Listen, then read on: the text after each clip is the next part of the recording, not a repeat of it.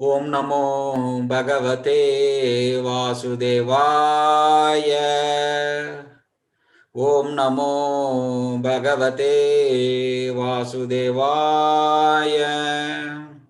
Om Namo Bhagavate Vasudevaya.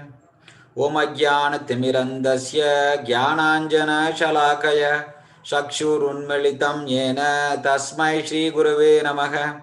Shri Chaitanya Manobishtam Stapitam Yena Bhutale Swayam Rupa Kadamayam Dadati Swapadantikam Vandeham Shri Guru Shri Yuta Padakamalam Shri Gurun Vaishnavamscha Shri Rupam Sagrajatam Sagagana Raghunatanvitam Tam Sajivam Sadvaitam Savadutam Parijana Sagitam Krishna Chaitanya Devam Shri Radha Krishna Padan Sagagana Lalita Shri Vishakhanvitamscha He Krishna Karuna Sindhu Dinabandho Jagatpate Gopesha Gopika Kanta Radha Kanta Namostute Tapta Kanchana Gaurangi Radhe Vrindavaneshwari Vrishabhanu Sute Devi Pranamami Haripriye Vancha Kalpatarubhyascha Kripa Sindhubhya eva cha Patitanam Pavanebhyo Vaishnavebhyo Namo Namaha Jai Shri Krishna Chaitanya Prabhu Nityananda Shri Advaita Gadadhara Shri Vasadi Gaura Bhakta Vrinda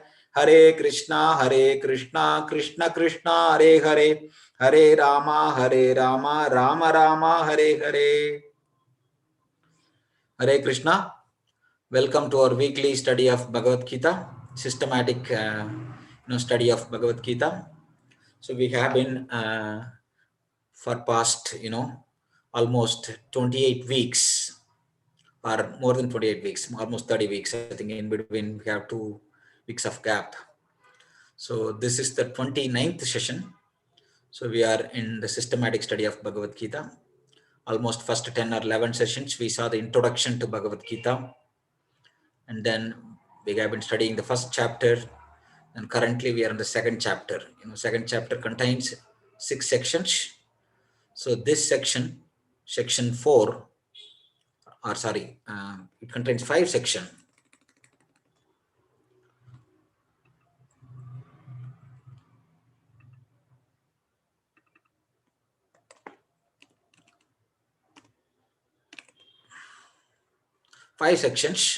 So the section 1 is Arjuna's further doubts and surrender to Krishna. That is verse 2.1 to 2.10. Section 2 is 2.11 to 2.30, Jnana. And then section 3 is 2.31 to 38, Karma Kanda. And so section 4 is 2.39 to 53, Buddhi Yoga. So that's what we are covering. We are in section 4. So last week we covered section 4 verse 239. We took a good amount of time to understand what is Buddhi Yoga. So substantial amount of time we spent in covering the purport and understanding the bigger picture of Bhagavad Gita. So that's what we are going to continue to read now. We will be reading from 2.40. 39 last week we covered. We will be covering 2.40.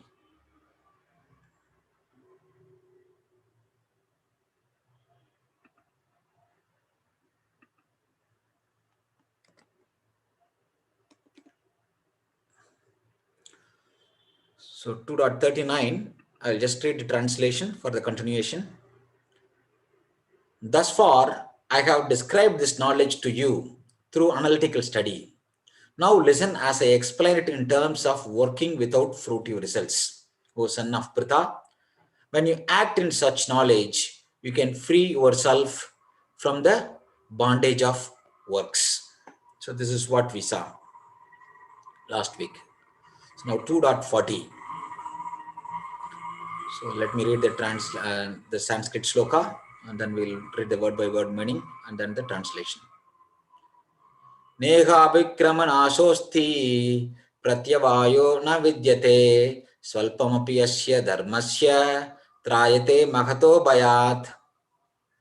Na, there is not iha in this yoga Abhikrama, in endeavoring, Nashaha, loss, Asti, there is, pratyavayaha, diminution, na never vidyate, there is, su alpam, a little, api, although, asya, of this dharmasya, occupation, trayate, releases, mahataha, from very great, bayat, danger.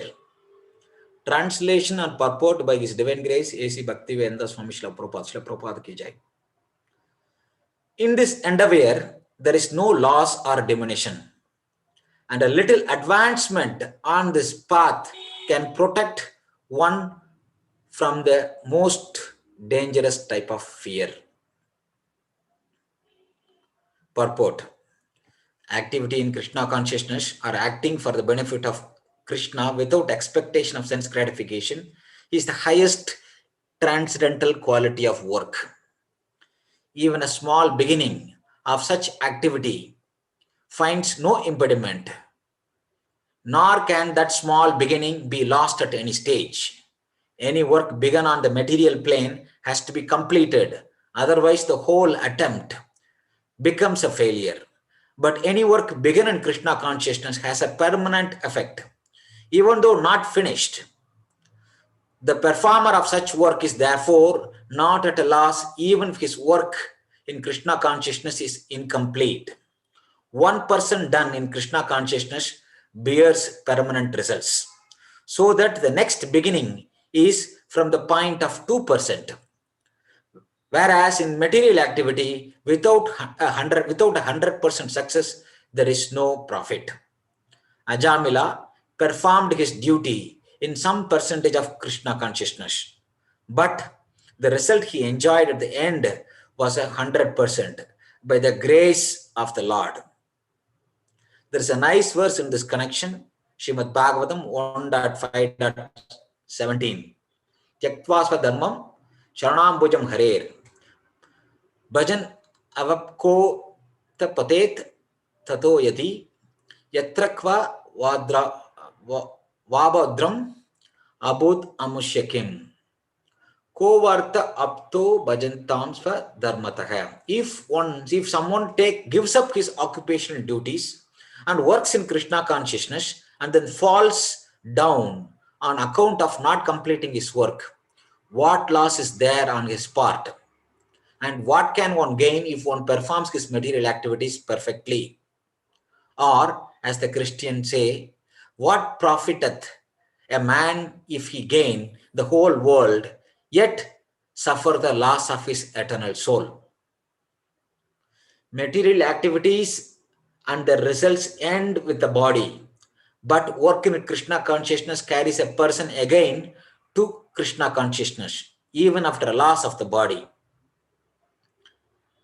At least one is sure to have a chance in the next life of being born again as a human being, either in the family of a great cultured Brahmana or in a rich aristocratic family.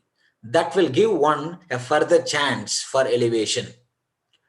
That is the unique quality of work done in Krishna consciousness. So here in this verse, Krishna says, right, even a little bit of advancement in this endeavor, there is no loss or diminishment. Even a little bit of advancement on this path can protect one from the most dangerous type of fear. What is the most dangerous type of fear for all of us? Can anybody answer this?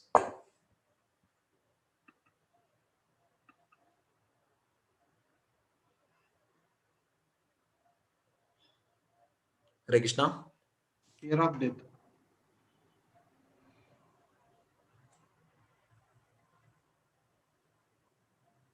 Sorry, somehow I couldn't hear you. Can you speak again? It is fear of death. Sorry. Fear of death. I was going to say the same thing. Yeah, thank you. Fear of death.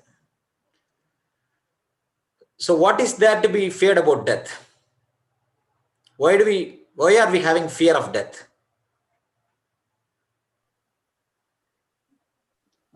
Because of madam, continue, madam, please, sorry. No, please continue. It's okay. I can go after. Because of the attachments that we develop in this material world. Okay. That is good. That's very good. Yeah, because we are attached to so many things, including this body, and we don't want to lose it, right? That's the This fear. body, people, every. Correct. Body, anything with, when we say connected to body, correct. Body means when we are attached to body means body and our extended body, right? Through our body, we are connected to so many things, right? Our family, loved ones, friends, kin and kith, right? Possession, everything which is all And connected to the body. also not knowing what's going to happen after death. It's just the fear of not knowing, a fear of unknown. Fear of unknown. Yeah. That actually is coming to the point, you know. One is afraid of being death. Afraid of death, we all know that because of the attachment to the body, the things attached to the body. So we don't want to lose it. Now, after coming to, to an extent in the Vedic culture, we all know that we are going to have, next birth, right? When we die, it's not everything is over. The soul is going to continue. Then what is there to be afraid of? Here, specifically, the most dangerous type of fear means death for a human being and the loss of human form of life. That is the greatest danger. We are already in a human form of life. The greatest danger is to lose that, because after going through many births, finally one attains the human form of life, right? We saw that the evolution, right? Jalajana valakshani stavara lakshya kramayo rudra sankyaga Bakshinam Dasha Lakshana, Trimsha Lakshani Pashavaga, Chatur Lakshani Manavaga. After going through 9 lakh species of aquatics, 20 lakh species of the plants, immovables, 11 lakh species of insects and reptiles, 10 lakh species of birds, 30 lakh species of four-legged, and then finally one comes to 4 lakh species of human beings, right? So it is mentioned that getting human form of life is a very rare event. There are millions and trillions and gazillions of souls are there. Even 1 square inch, there are millions of souls, right? There are an innumerable number of souls are there. All the souls are going through gradual evolution process. The Vedic evolution is going from the lowest species of life, right? Gradually it comes to human form of life. So the chance of one getting a human form of life is very rare. And only in human form of life, our discrimination works properly. Only in human form of life, we can inquire about higher truth, right? There are 4 things common to all species of life, right? Ahara, Nadra, Bhayamaitranam cha, Samanya Metat, Pashubir Shamanam, Dharme hi tesham adhike vishesho, dharme hi hina pashubir shamanam. Only the ability to discriminate or only to inquire about what is dharma, that is the one which differentiates human species of life from other species of life. Because of this ability to discriminate, we can resolve the real problems of life. We can make higher inquiry. Other species of life, they cannot. So getting human form of life is very rare. Only in human form of life, we can solve the real problems of life. Whereas all the other species are simply solving eating, mating, sleeping and defending, and going through simply by their self-preservation and race preservation instincts. So after getting a human form of life, if you do not use that human form of life, when we die, what guarantee is that there we will get a human form of life again? There is no guarantee. Because we might end up as again an aquatic. If we end up an aquatic, then we got to go through all the gradual elevation process to come to human form of life. It may take millions of lives. If I'm born as a tree can stand there for sometimes 1,000 years, right? I might get stuck in a body of a tree for 1,000 years. I'm not talking about one tree, it's like there are like 20 lakh species of trees and immovables and plants. I have to go through every one of them. Then I have to go through the insects and reptiles, then through birds, then through, the the four-leggeds, and finally one comes to human form of life. So the greatest type of fear is losing the human form of life. So Krishna, what he is saying here, in this endeavor, there is no loss or diminution. Whatever advancement we make, it is preserved. It is not lost. In the next life, when we get a chance, next life to continue, we will continue where we left. As Prabhupada mentioned in the purport, if we completed only 1% advancement in spiritual life, in the next life, when we start again the spiritual life, we will start at 2%. It is not that we are going to start from zero. So whatever advancement we make in this path of yoga, the spirituality, right, it is preserved. And then even little advancement on this path can protect one from the most dangerous type of fear. That's what Prabhupada in the second paragraph, right, and the last paragraph, he said, right, but work in Krishna consciousness carries a person again to Krishna consciousness even after the loss of the body. At least one is sure to have a chance in the next life of being born again and a human being, either in the family of a great cultured Brahmana or an aristocratic family. That will give one a further chance for elevation. So even little bit of advancement in this path, what Krishna is going to describe, this Buddhi Yoga, right? Even a little bit of advancement one makes, at least if he could not complete for any reason, at least he is guaranteed to take a human form of life so that he can continue.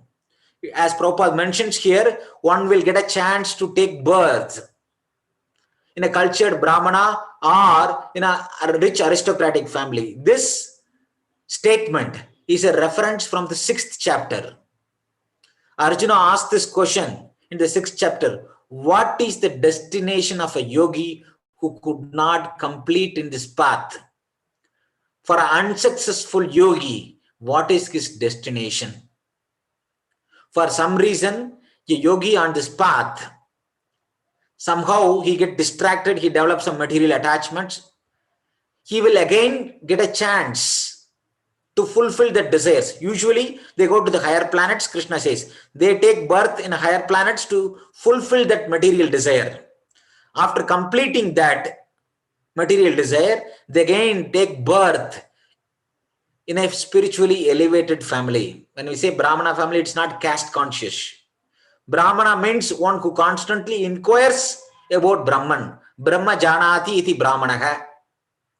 He will again take birth in a spiritually elevated family, an environment which is conducive for making further advancement in spiritual life. Or Prabhupada says that rich aristocratic family. Why? If somebody is born in a rich aristocratic family, the chances are that he doesn't have to struggle for his material existence.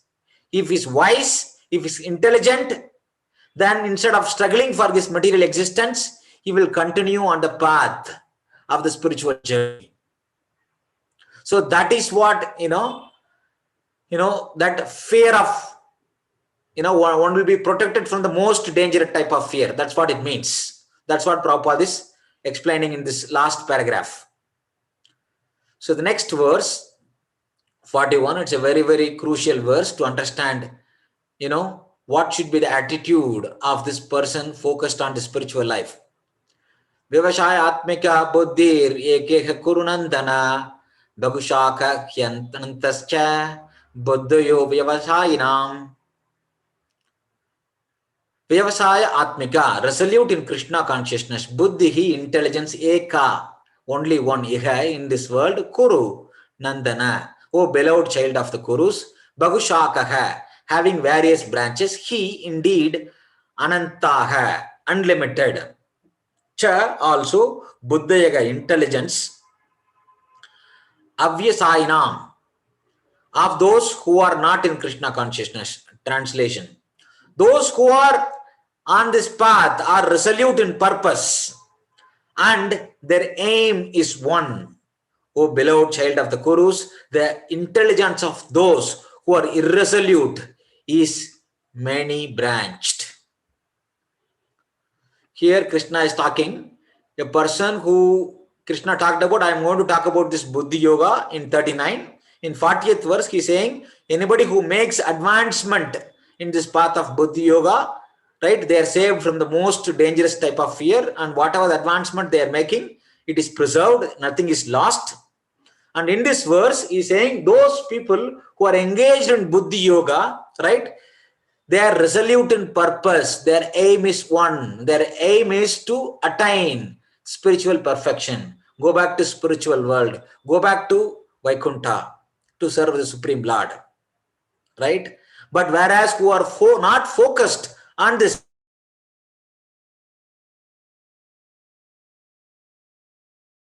who they are not resolute in purpose, they get distracted from various things of this world in this material world.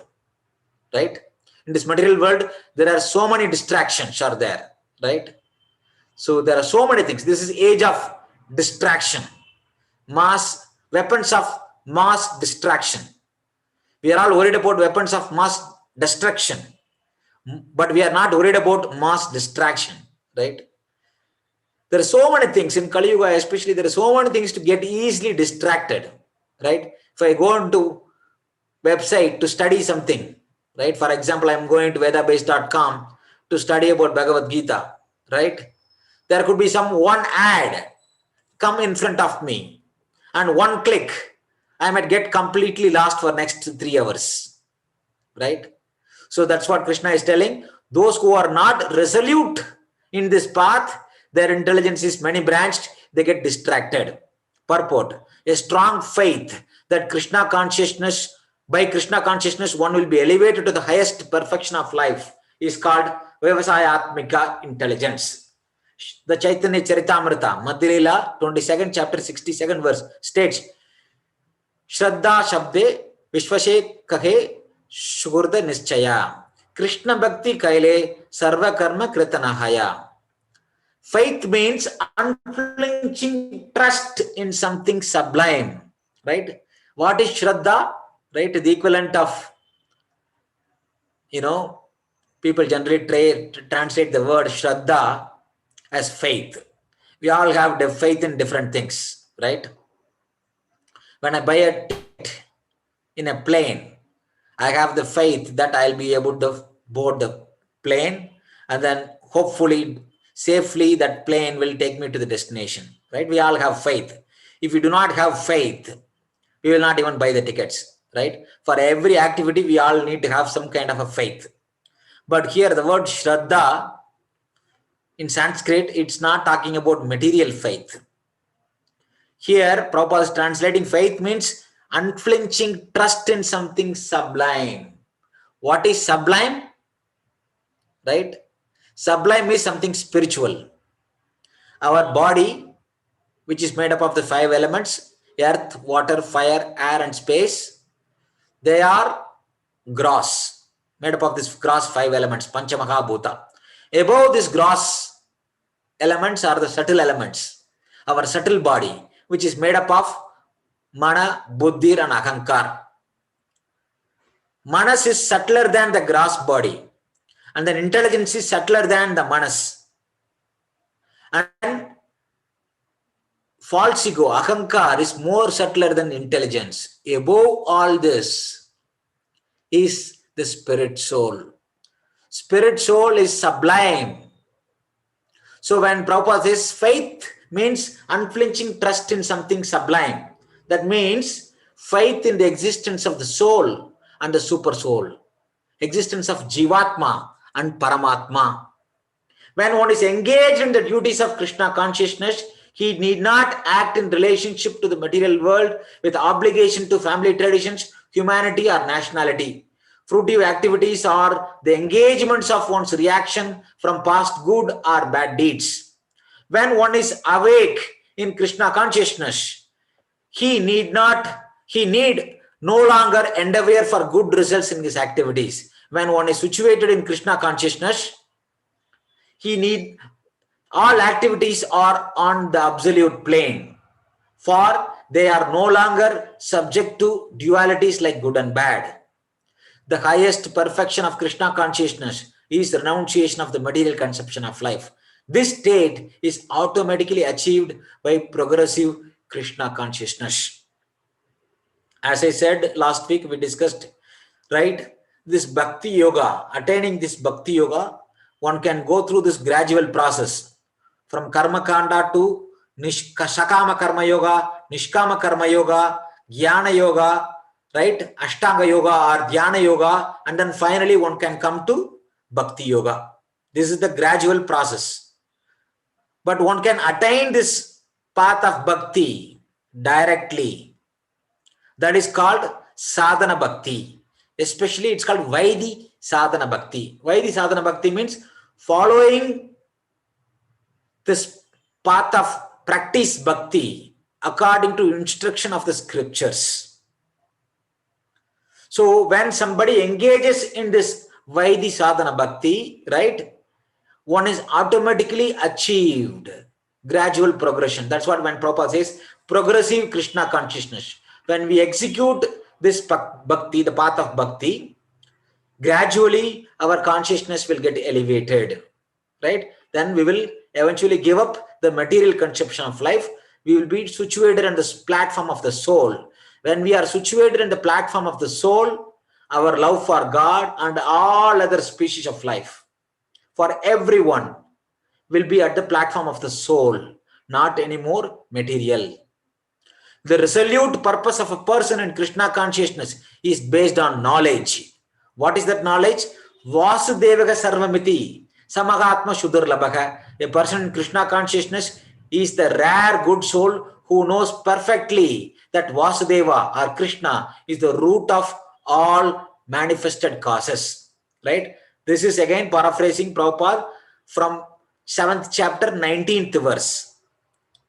Bhagunam janmanamante jnanavan mam prapatyate Vasudevaga sarvamiti samahatma sudurlabhaga. Right? A person who understands Vasudeva is the cause of all causes. Because of him, everything is existing. Right? He is completely fixed in Krishna consciousness. He has that unflinching trust, unflinching faith in this path of bhakti. Right? Such a good, rare, good soul is very rare. As by watering the root of a tree, one automatically distributes water to the leaves and branches. So by acting in Krishna consciousness, one can render the highest service to everyone, namely self, family, society, country, humanity, etc.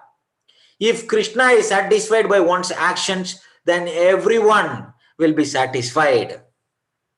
Right? So previously, right, we saw that a person who had given up his prescribed duty but takes up the service of Krishna, there is nothing to be lost, everything to be gained. Even though he may not be perfect, but even though one might be discharging his duty perfectly, there is nothing to be gained, because again he's got to go through the cycle of birth and death. Here, right, it is mentioned that, but by engaging in Krishna consciousness, even though apparently he had given up his prescribed duty towards his family, country, race, society and whatnot, but he is not actually giving up. By engaging in Krishna consciousness, by trying to please Krishna, automatically goodness is rendered to everyone. Right? One can render the highest service to everyone, namely self, family, society, country, humanity, etc. Why? Because Krishna is the source of everything. By watering the root, the entire tree can be nourished. There is no separate endeavor required to water the branch, the leaves, the flowers, the twigs, the fruits in a tree. If you water the tree in the root, the whole tree is nourished. Similarly, the cause of all causes, Sarva Karana Karanam, is the Supreme Lord Shri Krishna. When we engage in Krishna consciousness, automatically we are rendering the highest service to all beings. Entire society, every one of us, right, gets benefited.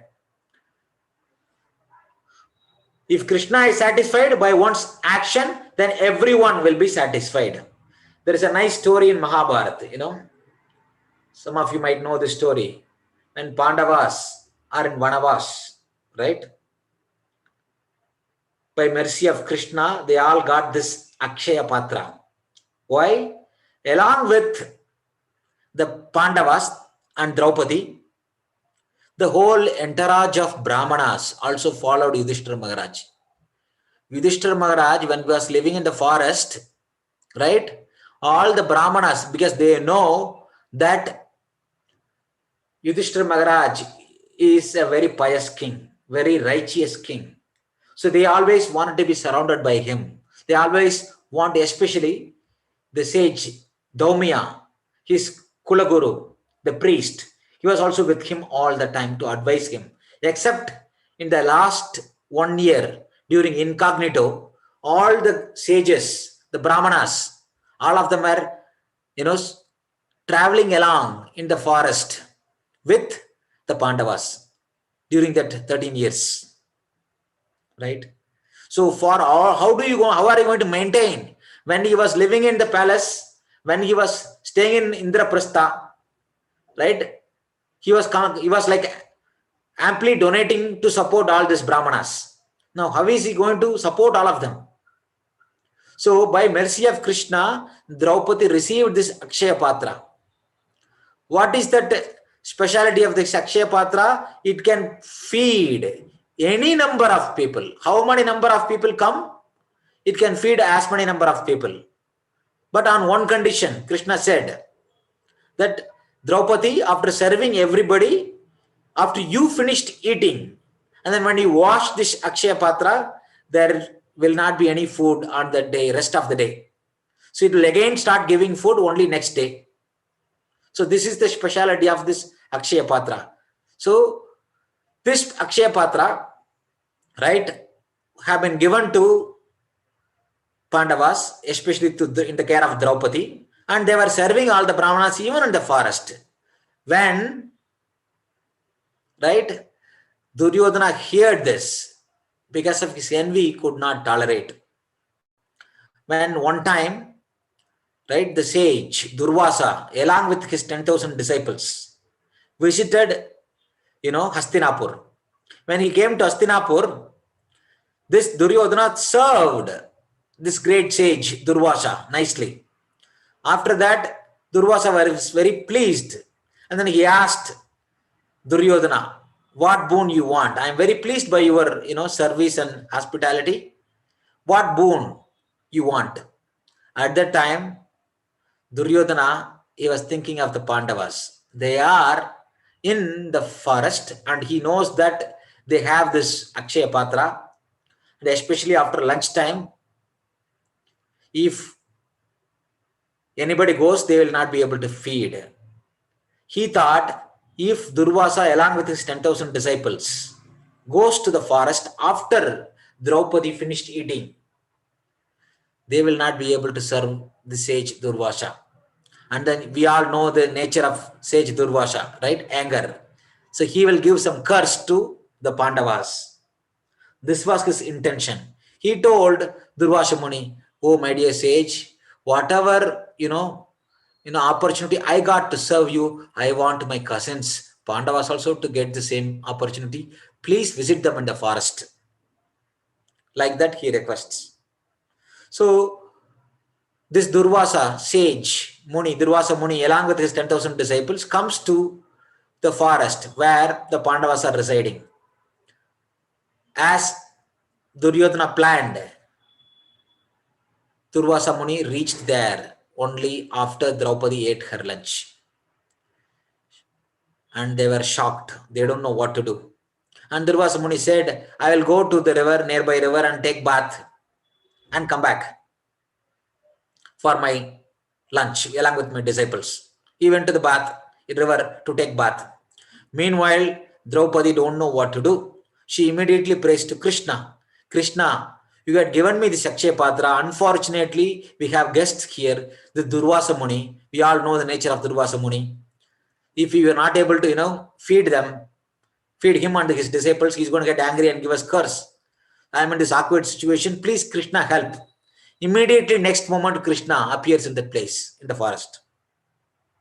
And then Krishna says, do not worry, Draupadi. I am here to help you. Bring the Akshaya Patra. And when Draupadi brings the Akshaya Patra, he sees one grain of rice still sticking. Krishna takes that one grain of rice, puts in his mouth, and drinks some water. and then immediately he burps, right? Then Krishna says, I am completely satisfied with this one grain of rice. When Krishna was satisfied with one grain of rice, sage Durvasa and along all his disciples who are all taking bath, they all started burping. They all started feeling full. Meanwhile, the Pandavas are waiting for the sage. The sage was not returning. And they send Bhima to go and bring the sage. So when Bhima comes to see Durvasa and invite all the Durvasa and his disciples, immediately Durvasa and his disciples, they run away. Because if I don't eat, this Bhima might, punish us.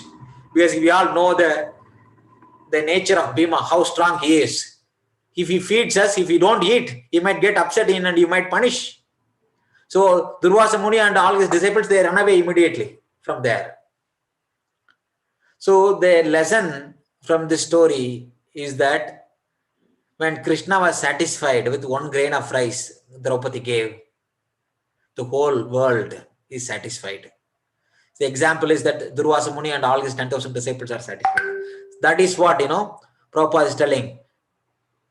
This state is automatically achieved by progressive Krishna consciousness because, if Krishna is satisfied by one's action, then everyone will be satisfied.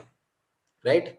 Service in Krishna consciousness is, however, best practiced under the able guidance of a spiritual master who is a bona fide representative of Krishna, who knows the nature of the student and who can guide him to act in Krishna consciousness. As such, to be well versed in Krishna consciousness, one has to act firmly and obey the representative of Krishna, and one should accept the instruction of a bona fide spiritual master as one's mission in life.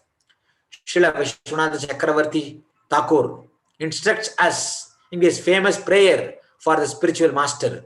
This prayer is called Guru Ashtakam. Every day during our Mangalarati time, we sing these prayers. So the last stanza, the 8th stanza in this Guru Ashtakam prayer is as follows. Yasya prasadat bhagavat prasado yasya prasadan nagati gutopi dayam tu vamstasya yasya shri sandhyam vande guru shri charanaravindam. By satisfaction of the spiritual master, the supreme personality of Godhead becomes satisfied. And by not satisfying the spiritual master, there is no chance of being promoted to the plane of Krishna consciousness. I should therefore meditate and pray for his mercy at least 3 times a day and offer my respectful obeisances unto him, my spiritual master. Right? This prayer of, Vishwanath Chakravarti Thakur, Guru Ashtakam prayer.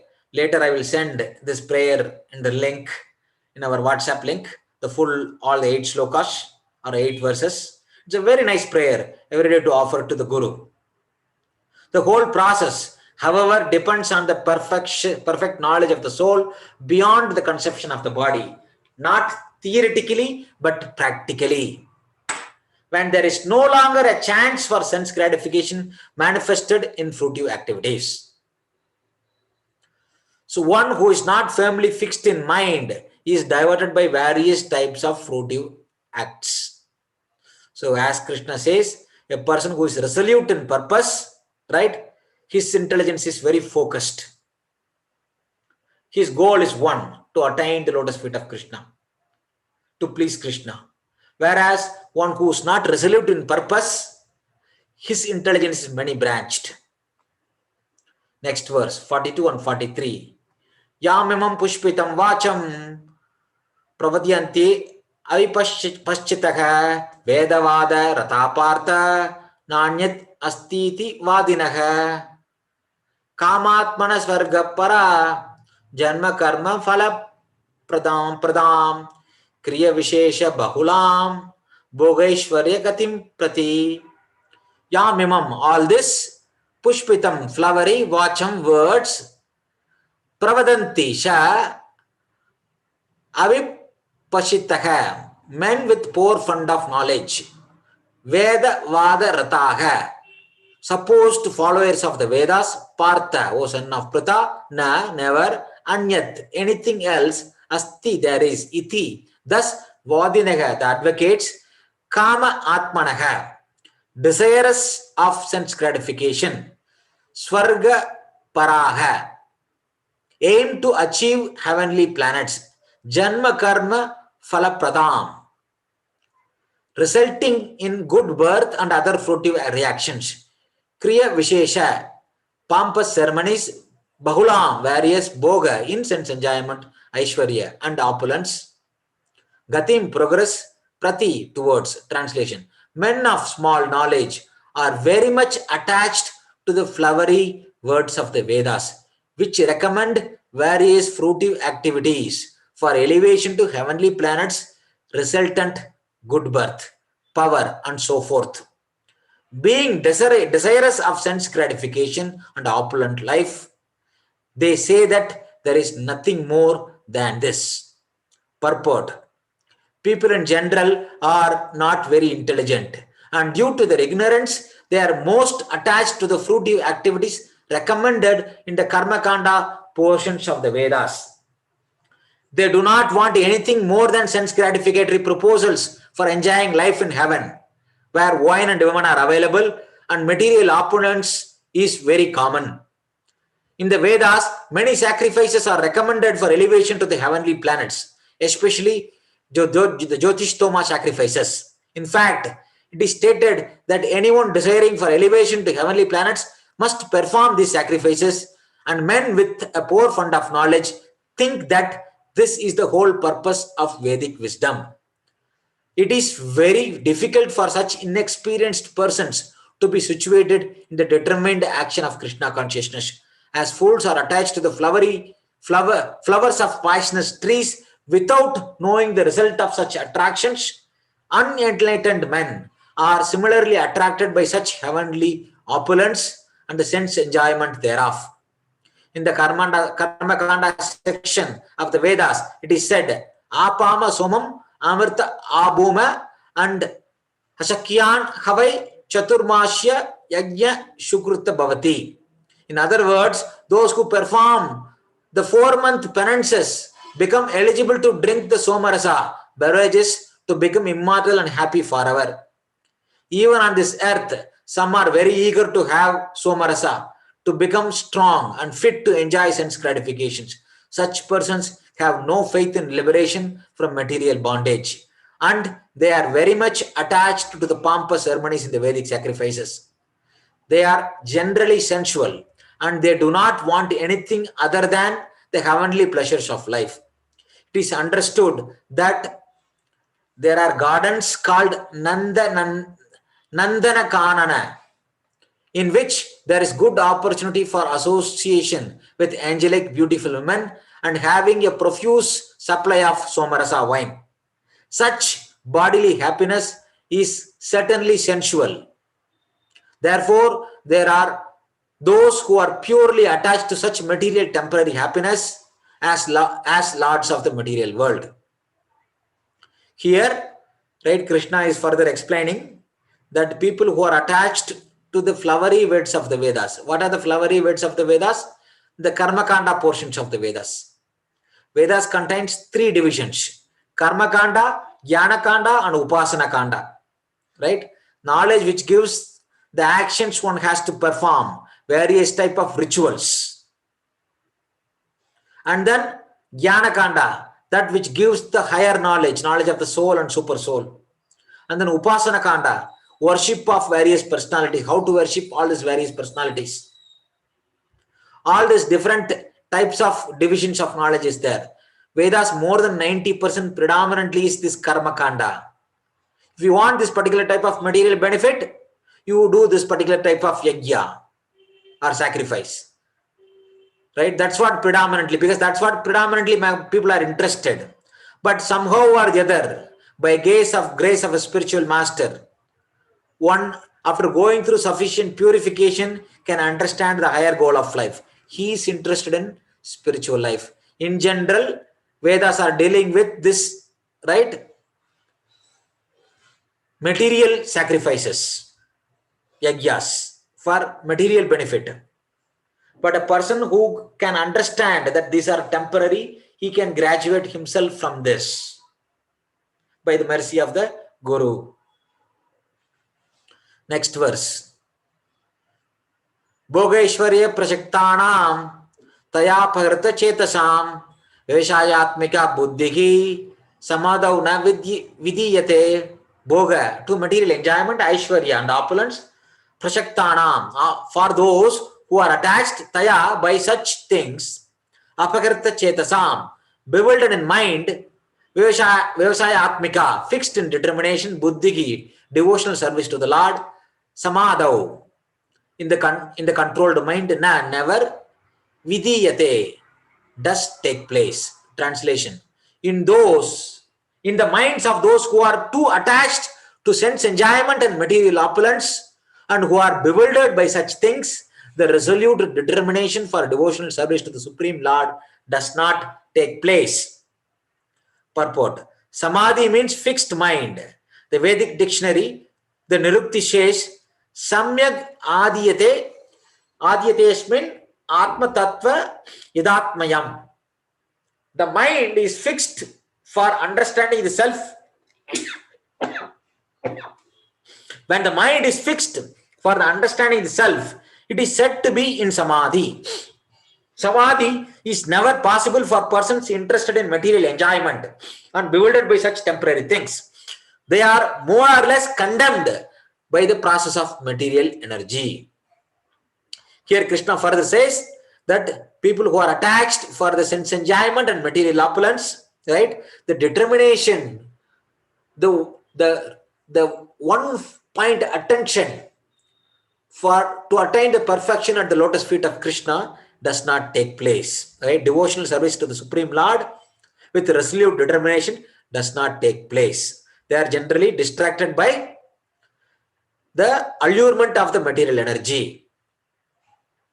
In the next verse, Krishna is going to talk about, right, how the Vedas predominantly deals with the three modes of material nature and so on. So we will continue those verses from 45 onwards in the next session next week. At this time, any comments, any question?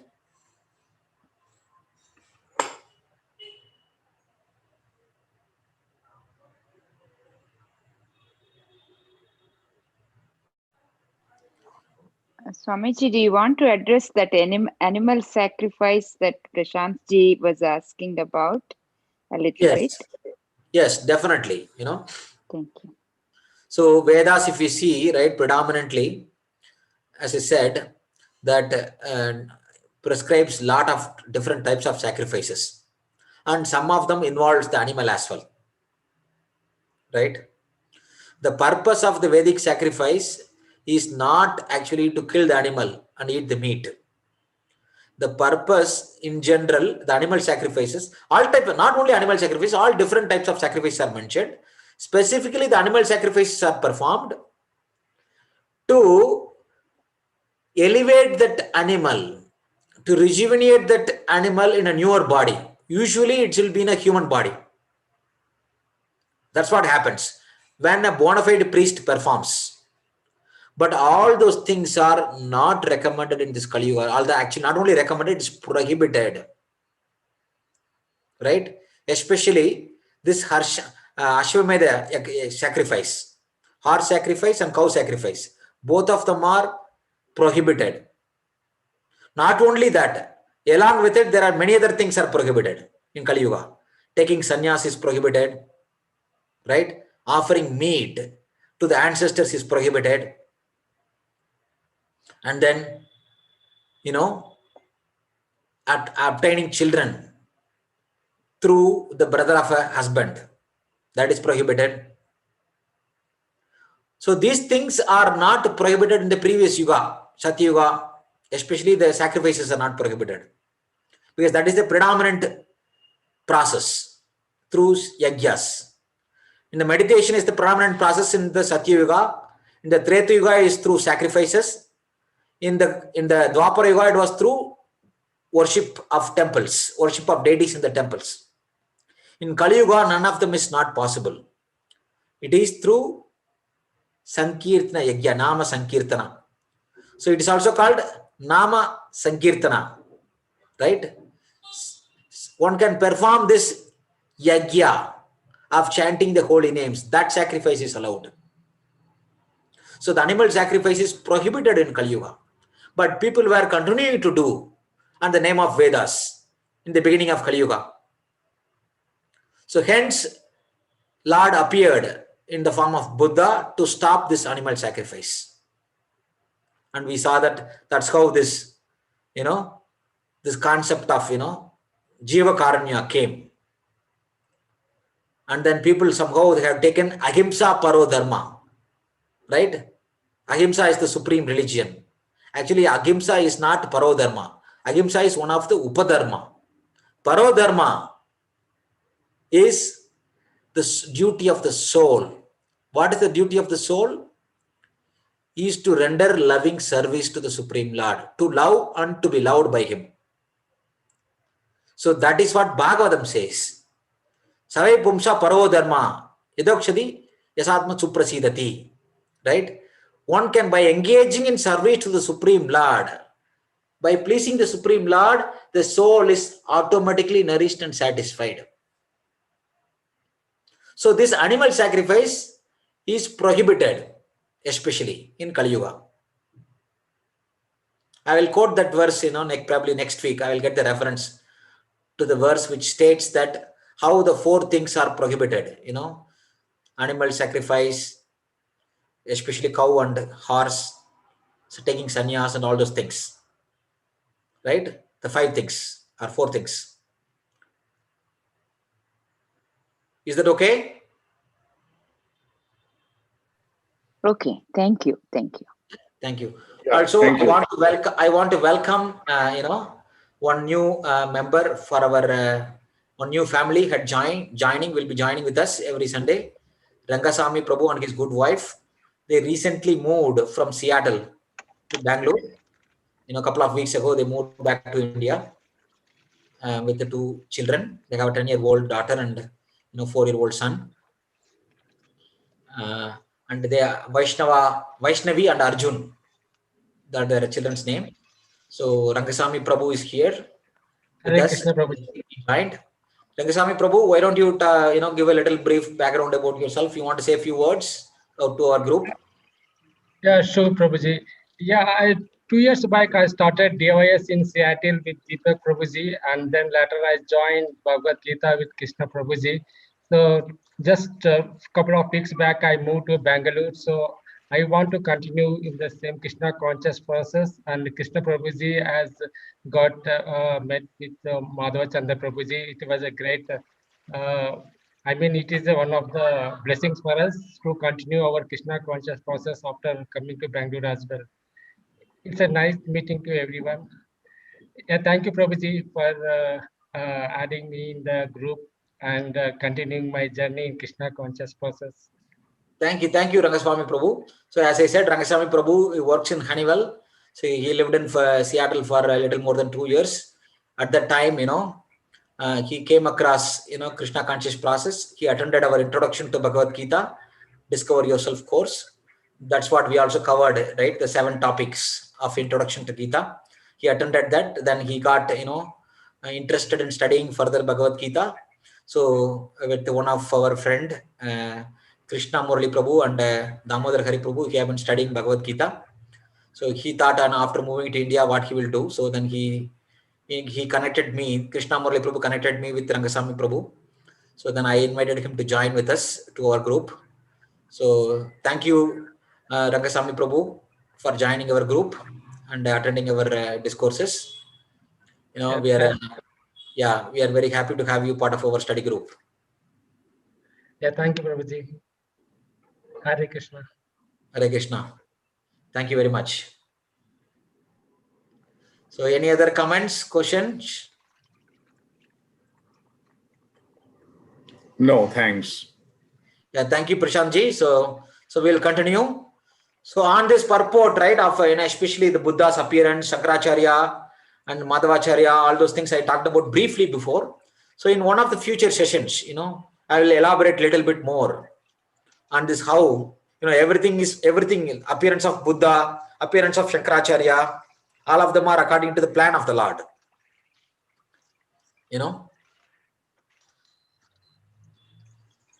So all these things are mentioned very nicely in the Padma Purana. Again, thank you very much for joining our study. So, Hare Krishna. We'll continue next week.